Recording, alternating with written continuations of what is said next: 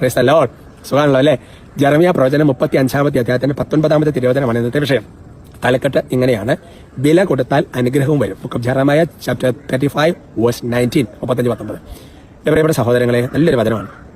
ഇസ്രായേലിന്റെ ദൈവമായ സൈന്യങ്ങളുടെ കർത്താവ് അരുളി ചെയ്യുന്നതൊക്കെ പറഞ്ഞ് വളരെ വളരെ പ്രധാനപ്പെട്ട കാര്യം പറയുമ്പോഴാണ് അങ്ങനെ പറയുക. ദൈവം വെളിപ്പെടുത്തി എന്നിട്ട് പറയാണ്, എന്റെ സന്നിധിയിൽ ശുശ്രൂഷ ചെയ്യാൻ റഖാബിന്റെ മകൻ യോനാദാബിന് ആൺ സന്തതി അറ്റുപോയല്ല. ഒരു ബ്ലെസ്സിംഗ് ആണ്, ഒരു അനുഗ്രഹമാണ്.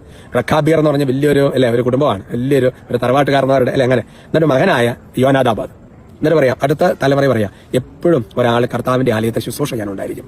എന്റെ പ്രിയപ്പെട്ട സഹോദരങ്ങളെ, ഇത് വളരെ പ്രധാനപ്പെട്ട വചനമാണ്. നിങ്ങൾക്ക് മനസ്സിലാണ് ജെറമ്യ 35 മുഴുവൻ വായിക്കാം. ജെറമ്യ 35 കാണുന്നത് എങ്ങനെയാണെന്ന് അറിയാമോ? അതായത് ഈ യോനാദാബിന്റെ മക്കളെല്ലാം വന്നിട്ട് ഈ മദ്യപിക്കാൻ വേണ്ടിയിട്ട് ഭയങ്കരമായിട്ട് പ്രലോഭനം കൊടുക്കുകയാണ്. അപ്പോൾ ഇവർ പറഞ്ഞൊരു മറുപടിയുണ്ട്. ഞങ്ങൾക്കൊരു വലിയപ്പൂപ്പൻ ഉണ്ടായിരുന്നു. അപ്പോൾ അങ്ങനെ പറഞ്ഞിട്ടുണ്ട്, നല്ല സൂപ്പറാണ്, നിങ്ങൾ വായിച്ച സൂപ്പറാണ്. പറഞ്ഞിട്ട് നിങ്ങളോ നിങ്ങളുടെ തലമുറ ഒരാൾ പോലും മദ്യപിക്കരുത്, വീഞ്ഞു കുടിക്കരുത്, നിങ്ങളുടെ പരിപാടികൾക്ക് പോയി ബീർ എന്ന് പറഞ്ഞിട്ടില്ല, അതായത് ഒന്നും ചെയ്യാൻ വല്ലതാണ്. എന്റെ പ്രിയപ്പെട്ട സഹോദരങ്ങളെ, എന്നിട്ട് പറയുമ്പോൾ ഞങ്ങൾ ആരും നിർബന്ധിച്ചാലും ഞങ്ങൾ കുടിയായിരുന്നു, ഭയങ്കരമായിട്ട് പിടിച്ചിരുന്നു, ഒരു വില കൊടുത്തു. അപ്പോൾ ലാസ്റ്റ് കർത്താവ് ഒരു അഭിഷേകം കൊടുക്കും, ഒരു അനുഗ്രഹം കൊടുക്കും. എന്താ കൊടുത്ത അനുഗ്രഹം എന്ന് പറയുന്നത്? അനുഗ്രഹം ഇതാണ്: എപ്പോഴും കർത്താവിന്റെ കൂടെ ശുശ്രൂഷ ചെയ്യാൻ ആരെങ്കിലും കുടുംബത്തിന് കർത്താവ് ഉയർത്തിക്കൊണ്ടിരിക്കും.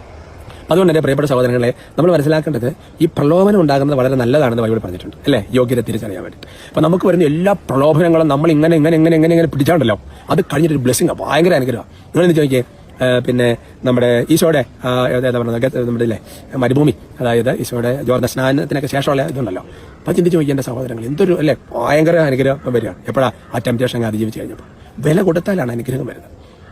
ഞാൻ കഴിഞ്ഞ ദിവസം ഒരു ഫാമിലി കണ്ടുപോകാം. അവര് ശരിക്കും പറഞ്ഞാൽ നല്ല ജോലി ഉണ്ടായിരുന്നവരെ. അന്നത്തെ കാലത്ത് അവർ ജോലിക്ക് രാജിവെച്ചിട്ടുണ്ടായിരുന്നു 2006-ലൊക്കെ. പക്ഷേ ഇപ്പോൾ ഒക്കെ ഒരു 3.5-4 ലക്ഷം രൂപ സാലറിയുടെ ജോലി അന്നവർ രാജിവെച്ചു, വിശേഷ വിലയ്ക്ക് വേണ്ടിയിട്ട്. അത് കർത്താവിനെ അനുഗ്രഹിക്കാം. വില കൊടുത്താൽ അതിന്റെ ഒരു അഭിഷേകം കൊണ്ട് വരും. എന്ന് വിചാരിച്ചതെല്ലാം ബലപ്രയോഗത്തിൽ നമുക്ക് നേടിയെടുക്കാൻ പറ്റുമെന്നല്ല പറഞ്ഞു വിടുന്നില്ല. ഞങ്ങളിതൊക്കെ ചെയ്തിട്ടും കിട്ടുന്നില്ല എന്ന് പറയുന്ന ആൾക്കാരുണ്ടാവും. അങ്ങനെ നമ്മൾ ചിന്തിക്കരുത്. എല്ലാം നമ്മളിങ്ങനെ ബലം പിടിച്ച് ദൈവത്തിന് വാങ്ങുന്നതല്ല. പക്ഷെ ഇതൊക്കെ നമുക്ക് ഏതെങ്കിലും വിധത്തിലുള്ള അനുഗ്രഹം കൊണ്ടുവരും, അത്രേ ഉദ്ദേശിച്ചിട്ടുള്ളൂ കേട്ടോ.